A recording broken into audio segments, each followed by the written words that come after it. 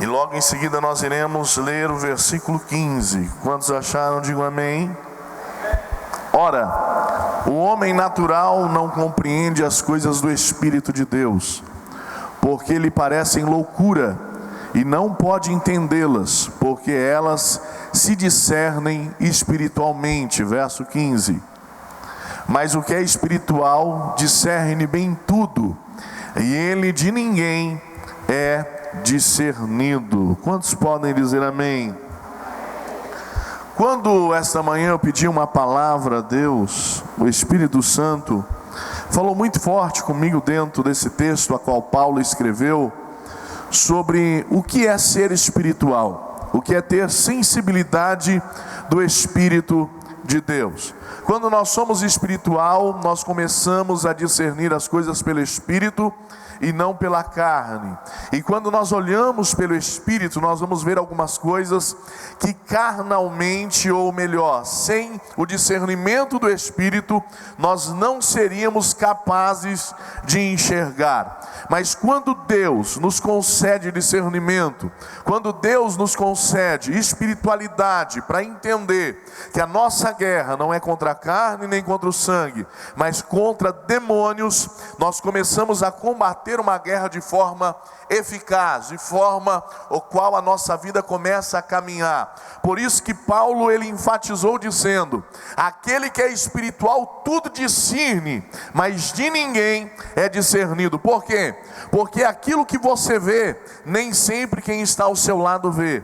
Aquilo que você entende, nem sempre quem está ao seu lado entende. E muitas das vezes quando nós tentamos explicar isso para quem é carnal, essa pessoa não vai entender. Por isso que existem mistérios que é entre você e Deus. Existem coisas que Deus revela para você, e não adianta você tentar fazer com que outras pessoas venham entender isso, porque aquilo que é espiritual só pode ser discernido por quem tem o Espírito Santo de Deus. Vamos ter alguns exemplos sobre isso. Abra comigo João capítulo 3, verso 5 e verso 6.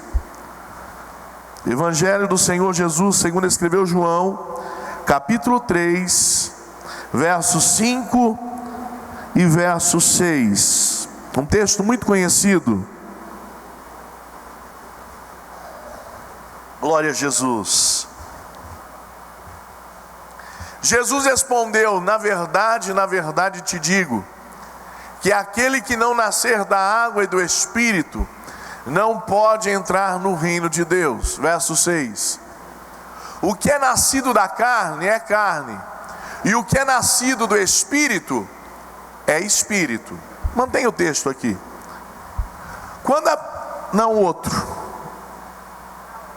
Obrigado. Quando a Bíblia fala ou menciona, volta para mim no texto.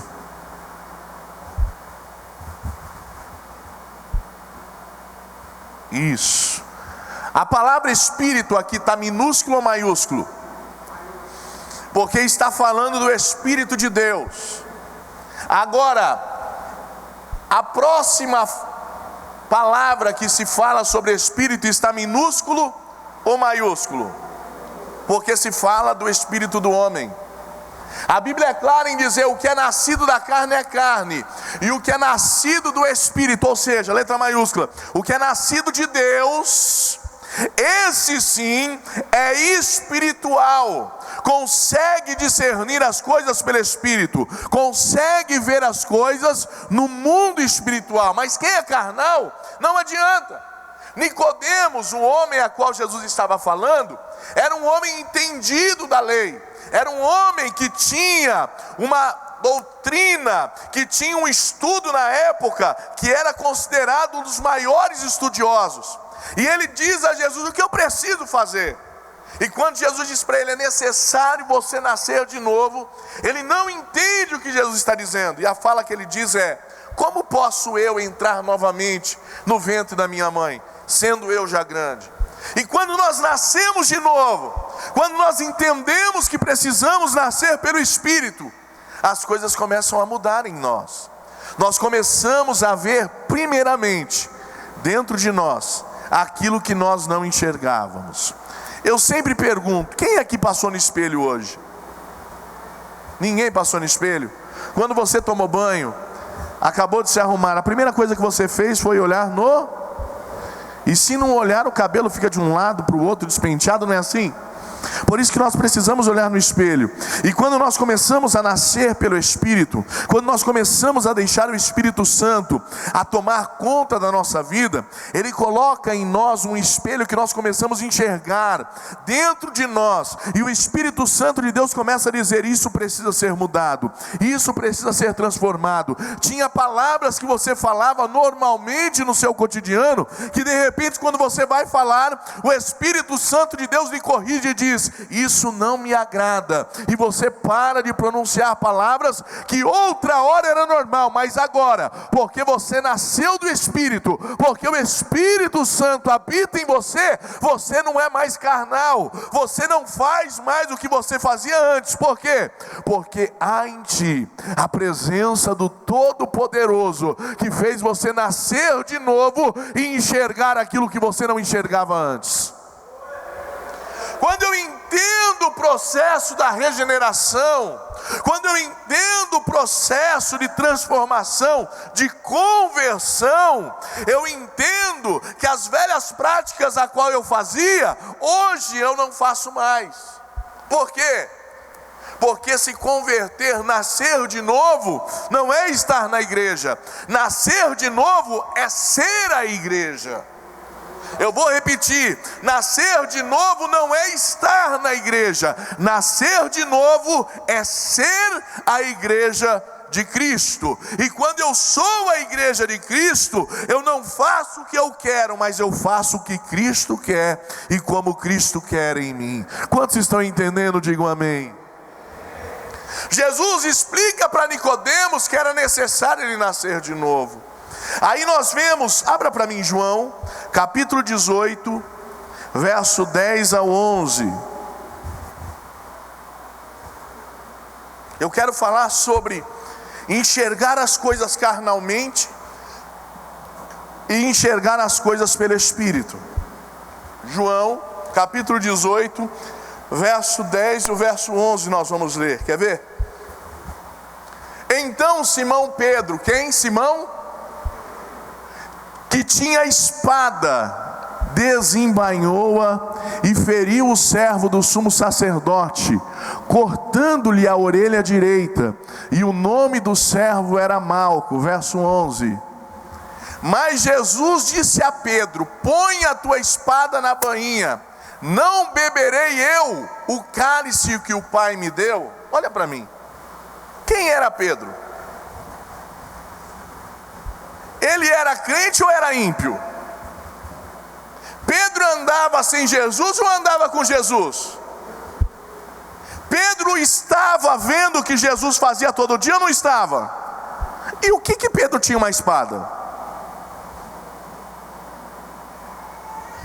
Pedro, quando vê Jesus sendo preso, ele tinha contemplado Jesus fazer sinais, milagres, mas ele tenta agir pela força do seu braço, e ele saca da espada e fere aquele homem, e Jesus olha para ele e diz: Pedro, você não está entendendo nada. O que está acontecendo é permissão do meu Pai, é aquilo que o meu Pai tem para a minha vida. Por isso que é tão importante sermos espirituais, porque quando nós somos espirituais, nós não ficamos confundidos. Como assim, pastor? Sabe essa luta que você está passando? Sabe esse problema que você está enfrentando? É permissão de Deus para que o nome do Senhor venha a ser glorificado na tua vida. Agora, se você tentar agir pela força do teu braço, Deus não vai poder concluir aquilo que Ele tem na tua vida. Deus não vai poder concluir aquilo que Ele tem na tua história. Pedro tentou interferir no plano do próprio Deus, só que Jesus olhou e disse: ei, você está querendo impedir aquilo que o meu Pai tem para mim? E tem hora que de vez de nós orarmos, nós queremos agir. Tem hora que de vez de nós esperar, nós queremos fazer. Quem aqui ora?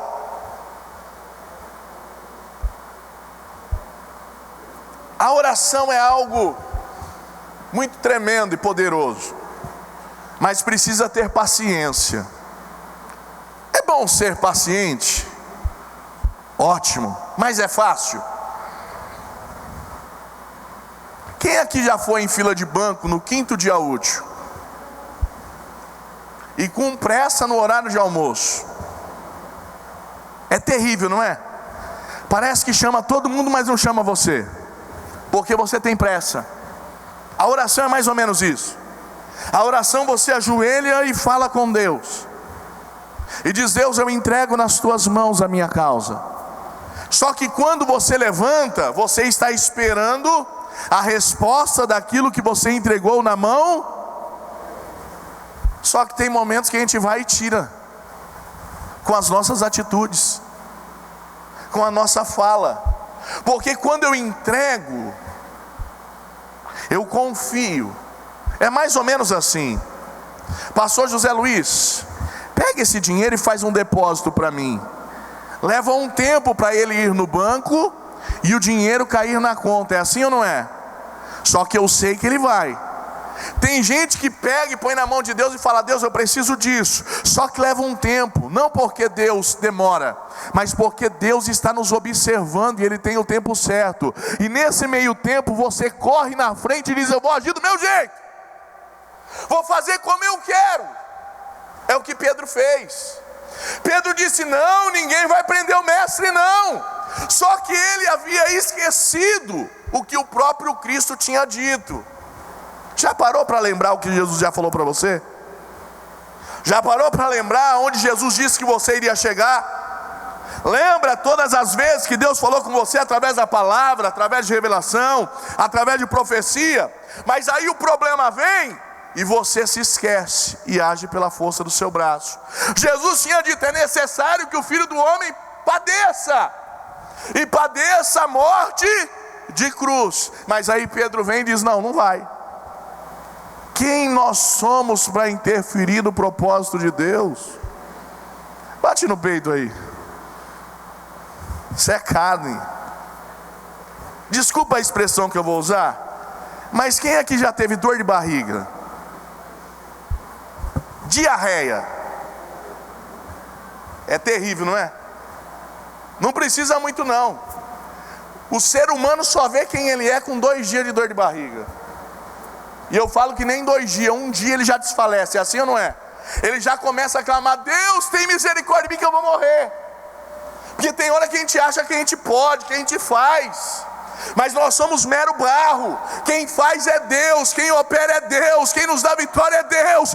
Ele está no controle de todas as coisas. Mesmo no meio das provas, se nós formos espirituais, nós iremos entender que Ele está dando uma direção. Você pode adorar o nome dele nessa noite?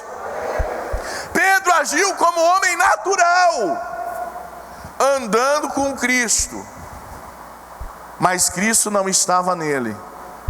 Só que quando Pedro tem um encontro com Cristo, abra aí, Atos, capítulo 3, verso 3 ao 9, nós vamos ler. Aqui nós vemos um Pedro natural, agora nós vamos ver um Pedro espiritual.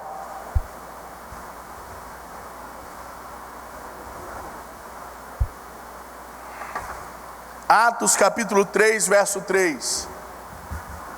Atos capítulo 3, verso 3.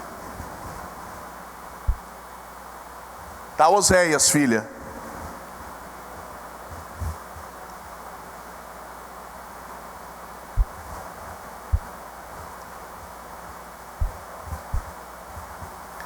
O qual, vendo a Pedro e a João que iam entrando no templo, pediu que lhe dessem uma esmola. Verso 4. E Pedro com João, fitando os olhos nele, disse: olha para nós. Verso 5. E olhou para eles, esperando receber deles alguma coisa. Verso 6. E disse Pedro: não tenho prata nem ouro, mas o que eu tenho, isso te dou. Em nome de Jesus Cristo Nazareno, levanta-te e anda. Verso 7. E tomando pela mão direita, e levantou, e logo os seus pés e artelhos se firmaram, verso 8. E saltando ele, pôs-se em pé, e andou, e entrou com eles no templo, andando e saltando, e louvando a Deus. Só até aí. Aqui já é um homem espiritual. Aqui já é um homem que nasceu de novo. Pedro e João estão indo para onde? Para a igreja, para adorar, para cultuar. Repita comigo: quem é espiritual leva outros a adorar junto com ele. Quem é carnal afasta, quem é espiritual atrai. Pedro está indo para a igreja junto com João, e na porta, ou seja, imagina você chegando aqui, e ali na porta, na entrada da igreja, um paralítico pedindo esmola. É mais ou menos isso que aconteceu. E aquele homem, vendo eles, olha para eles e diz: tem alguma coisa para me dar?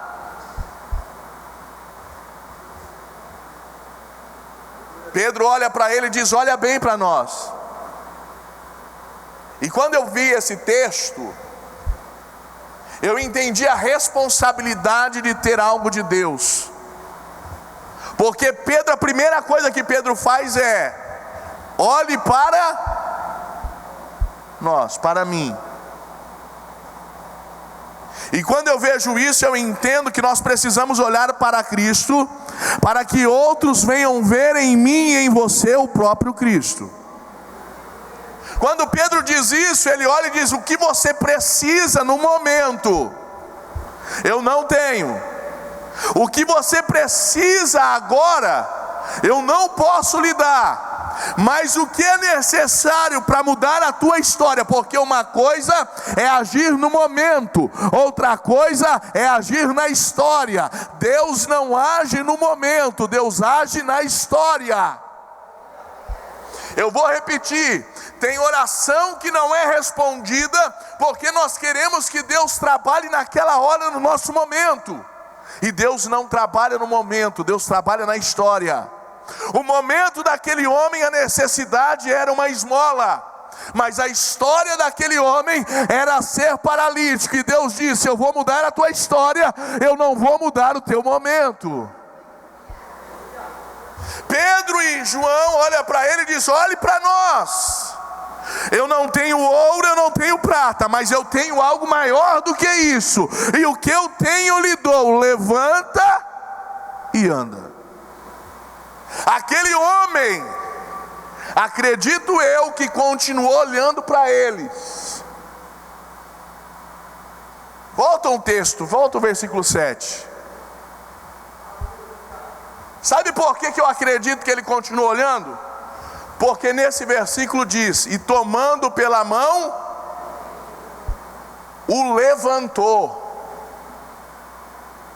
Isso me faz entender que aquele homem naquele exato momento talvez não acreditou muito, porque ele continuou do jeito que estava. Mas Pedro e João dão a mão para ele e diz: além de eu profetizar, eu vou te ajudar. Além de eu ter orado, eu vou fazer algo por você.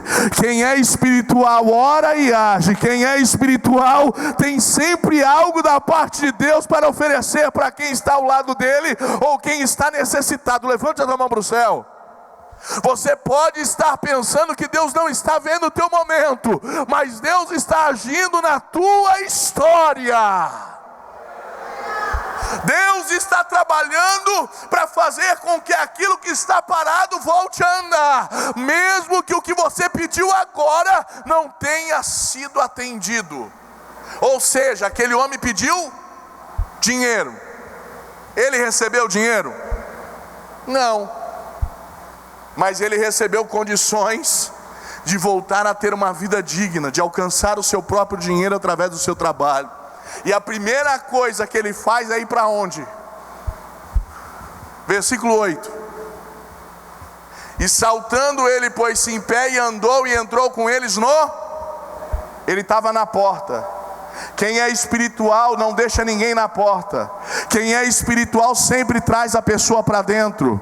Sempre quem chega perto de você não te leva, você leva ele. Eu sempre digo que existe dois grupos de pessoas: os que influenciam e os que são influenciados. Já parou para conversar com alguém que professa outra fé? Quando você conversa com essa pessoa, ela te influencia ou você influencia ela? Ela vê a unção e a virtude de Deus na tua vida, ou você diz: é verdade? Sabe que eu nunca tinha pensado nisso? Porque quando nós estamos na verdade, quando nós estamos pelo Espírito, alguém olha em nós e diz: você é diferente. Eu vejo algo diferente em você. Quem já aconteceu isso? Ele está num lugar e dizer a alguém assim: olha, você tem algo diferente, um brilho diferente, não é assim? É o Espírito Santo de Deus que habita na minha vida e na tua vida. É Ele que testifica, é Ele que fala por nós.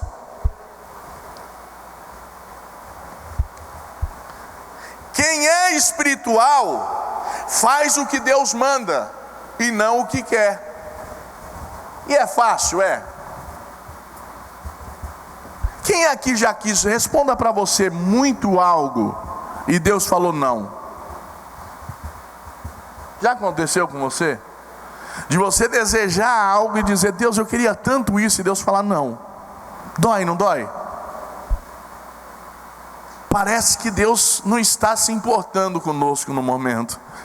Mas aí quando Deus traz aquilo que Ele tem preparado, que é muito maior, muito melhor do que você pediu, aí você olha e diz: o meu Deus é maravilhoso. Ele estava preparando algo sobrenatural, algo tremendo para a minha vida e eu não estava vendo. Abra comigo Mateus capítulo 26, verso 14. Mateus capítulo 26, verso 14.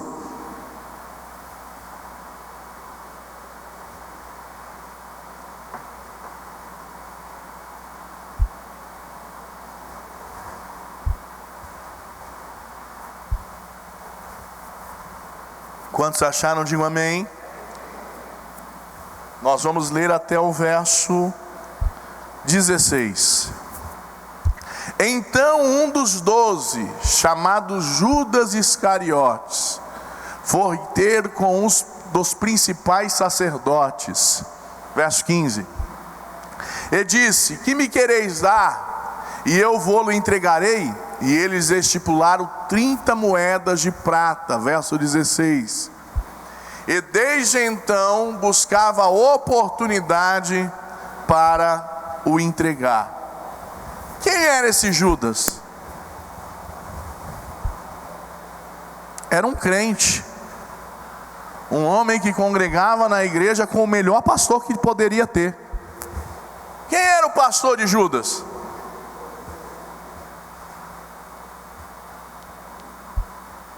Alguém aqui viu um dos sinais, pelo menos, que Judas viu? Judas presenciou tudo que Jesus fez. Só que o que Judas queria não era espiritual, era terreno. Judas queria um rei para Israel. Judas queria alguém para o momento. Mas Jesus era para a eternidade. Jesus não era rei somente de Israel, é rei dos reis e senhor dos senhores. Judas tinha uma expectativa em que Jesus iria gerar uma rebelião contra os romanos, se esquecendo que a luta a qual Jesus estava travando não era com a humanidade, mas pela humanidade. Jesus não estava para brigar por um ou pelo outro, Jesus estava a lutar por toda a alma vivente na terra. Só que ele era carnal. Olha só, Judas não poderia dizer: o meu pastor falhou comigo. Judas não poderia dizer: a minha igreja é ruim. Ou poderia? A igreja de Judas foi a igreja que Jesus dirigiu. Foi a igreja que aonde Jesus ia, ele multiplicava pão e peixe. Ele fazia coxo andar, ele fazia cego enxergar, ele ressuscitava mortos. Qual era a desculpa de Judas?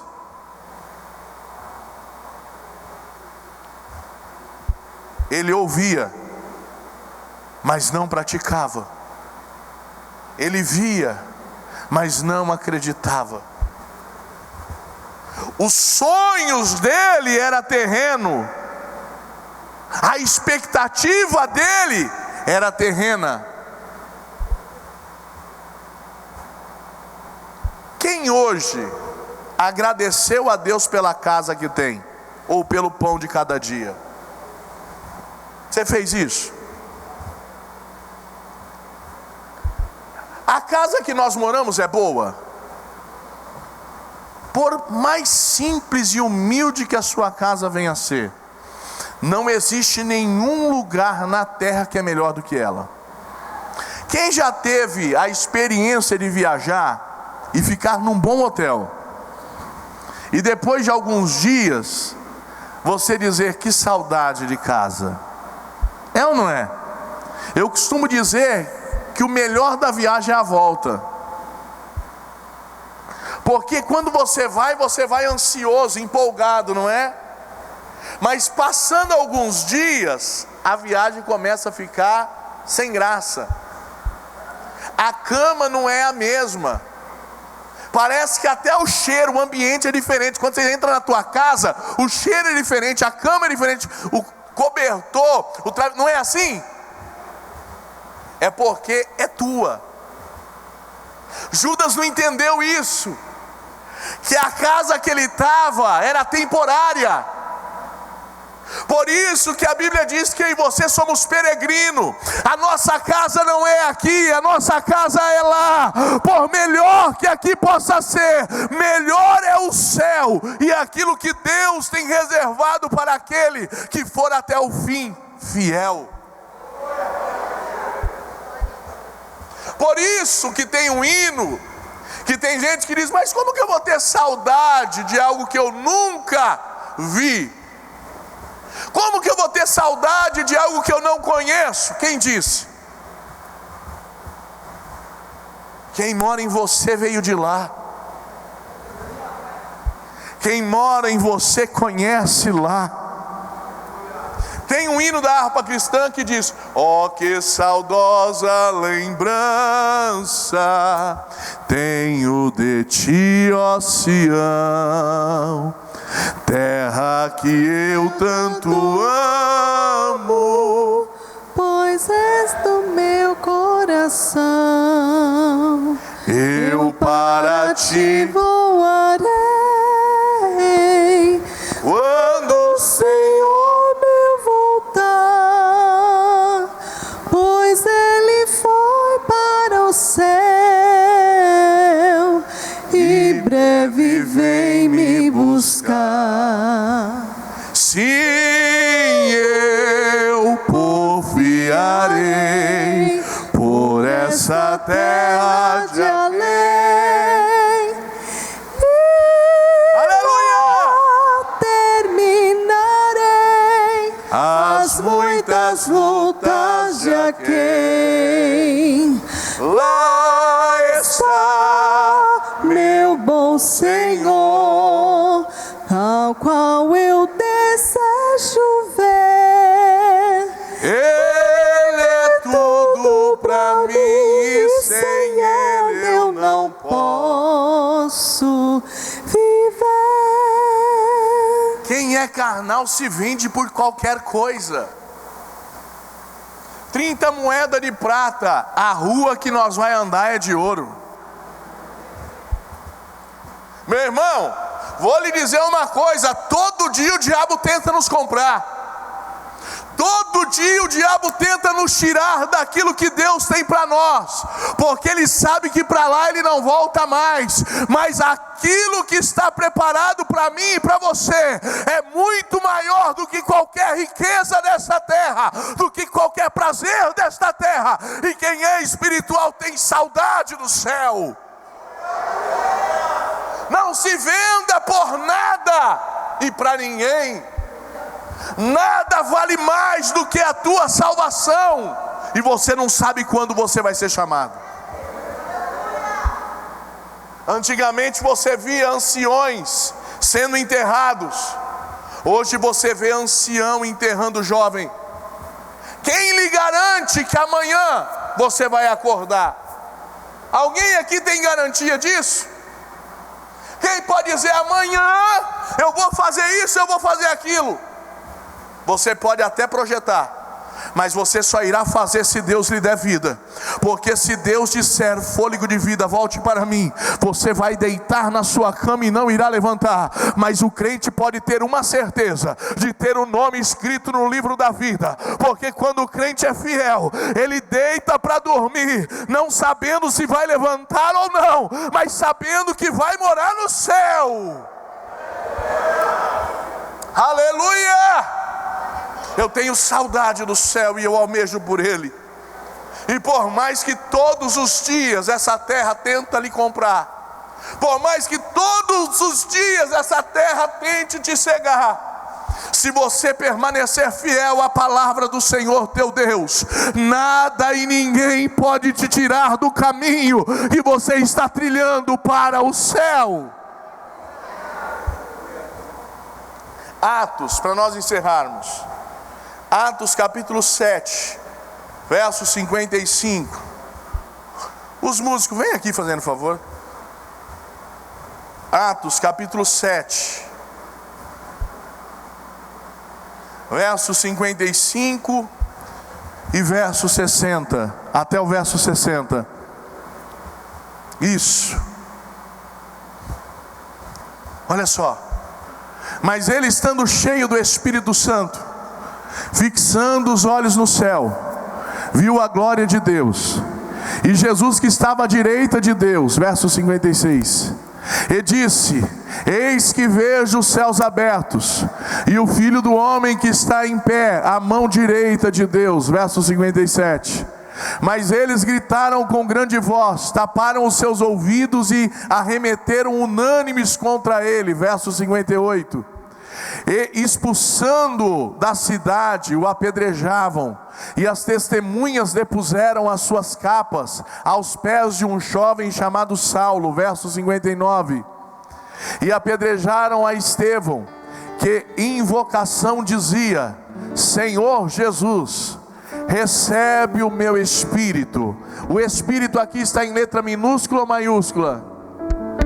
É o espírito do homem. Ele estava dizendo: me recebe. Verso 60. E pondo-se de joelhos, clamou com grande voz: Senhor, não lhe imputes este pecado. E tendo dito isto, adormeceu.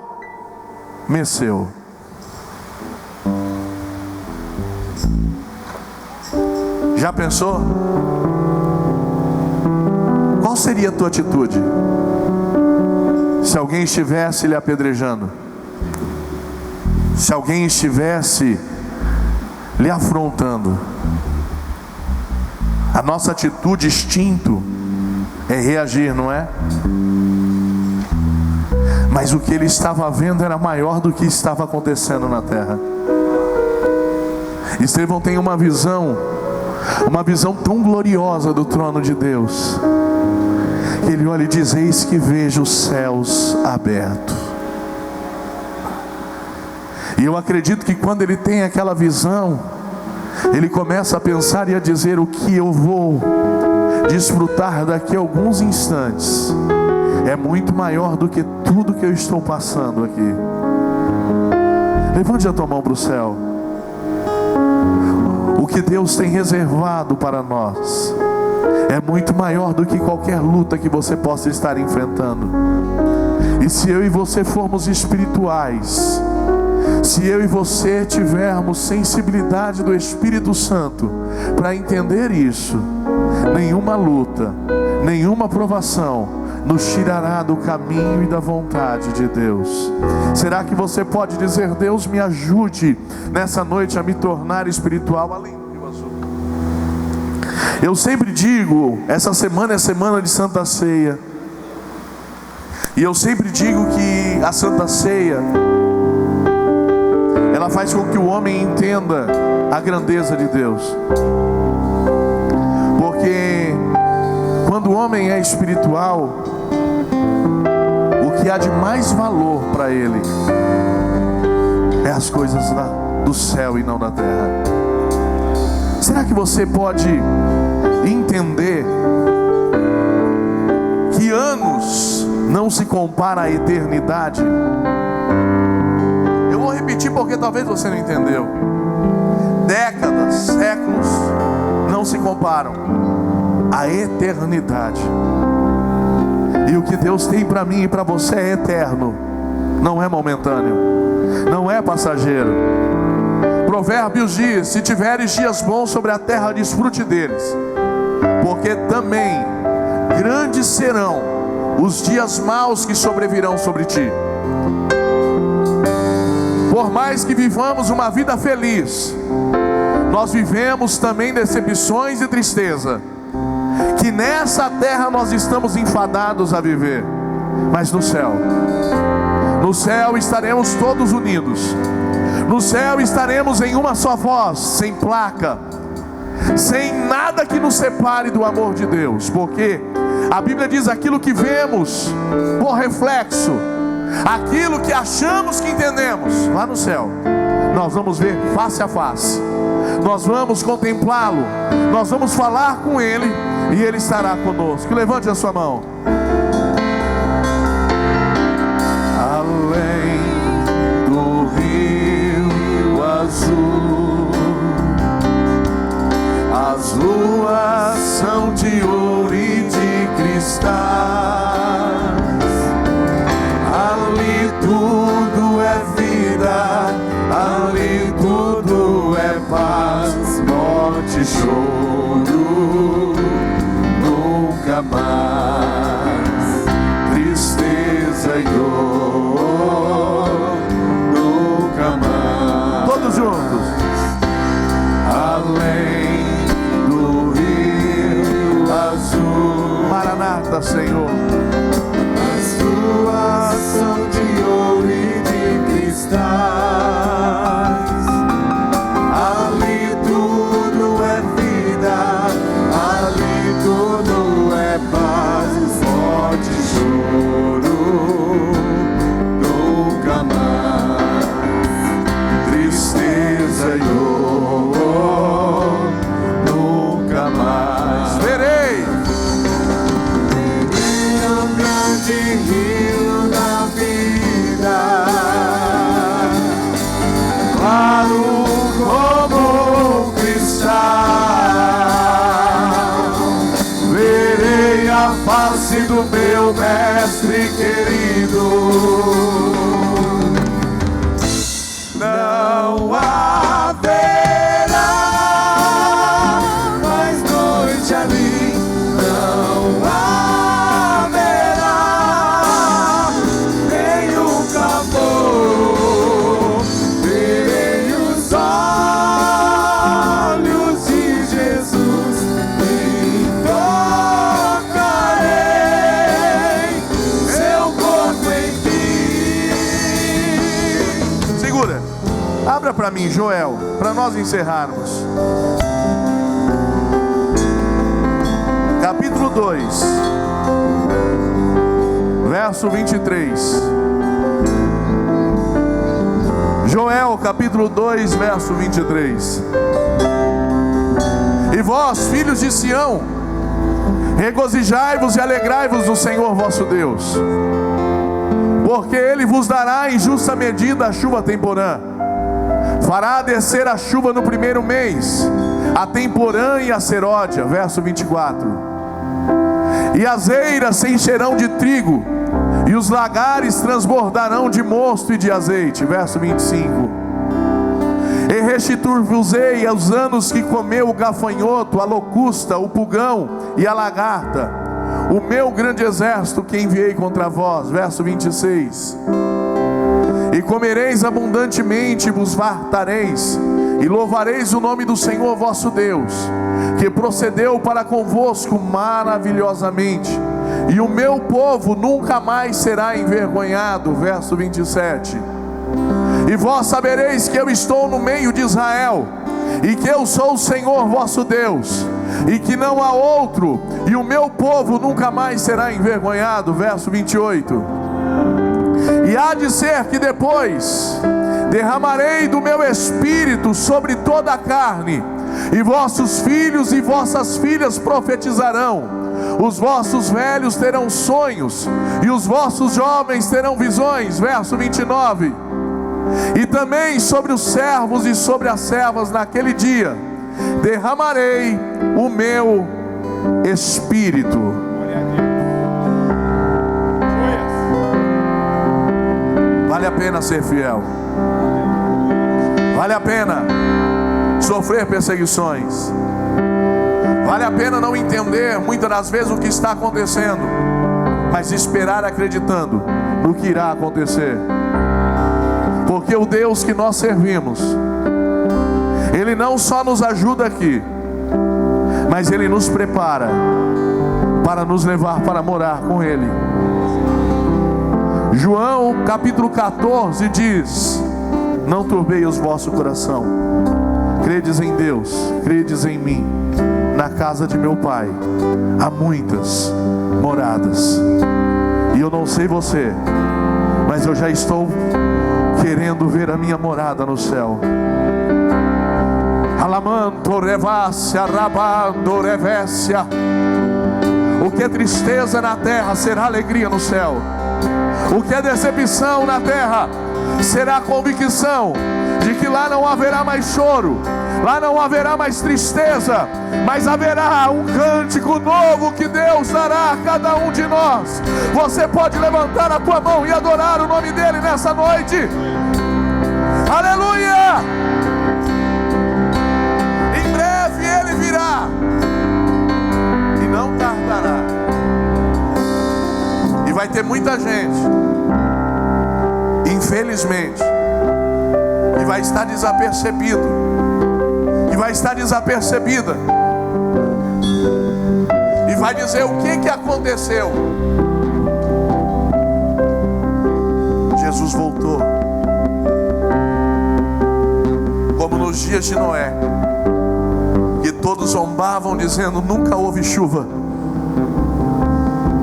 Mas a arca estava sendo preparada para o dilúvio. Jesus está preparando a arca. Jesus está preparando o templo. Jesus está preparando a igreja para o arrebatamento. E você que está na sua casa nos assistindo hoje, se prepare. Se você está afastado, afastada dos caminhos do Senhor, volte para Jesus enquanto é tempo, porque Jesus está voltando para buscar a sua igreja. Nós podemos dizer: Maranata, hora vem, Senhor Jesus. E se você não está com a sua vida no altar, coloque a sua vida no altar, porque está chegando o dia em que a igreja irá subir. E eu espero esse dia, eu creio nesse dia, e eu sei que muita gente vai subir comigo, porque a Bíblia diz que será como a areia do mar. Pega na mão dessa pessoa que está aí do seu lado e diga: nós vamos juntos para lá.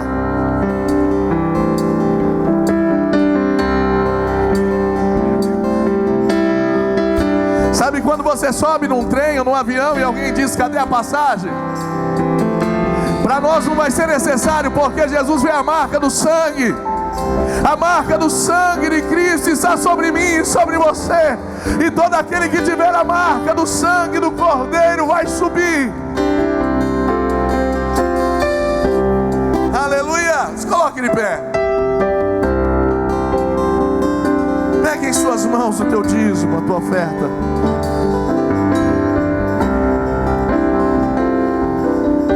Pode continuar solando esse hino. Pai, abençoa os teus filhos, as tuas filhas, que não dizimarem e ofertar na sua casa. Abra as janelas dos céus e seja com cada um deles, em nome de Jesus. Além do Rio Azul. Aleluia! Além do Rio Azul, as ruas são de ouro e de cristais. Ali tudo é vida, ali tudo é paz, morte e choro, nunca mais, tristeza e dor, nunca mais. Além do Rio Azul, as ruas são de ouro e de cristais. Ali tudo é vida, ali tudo é paz, morte e choro,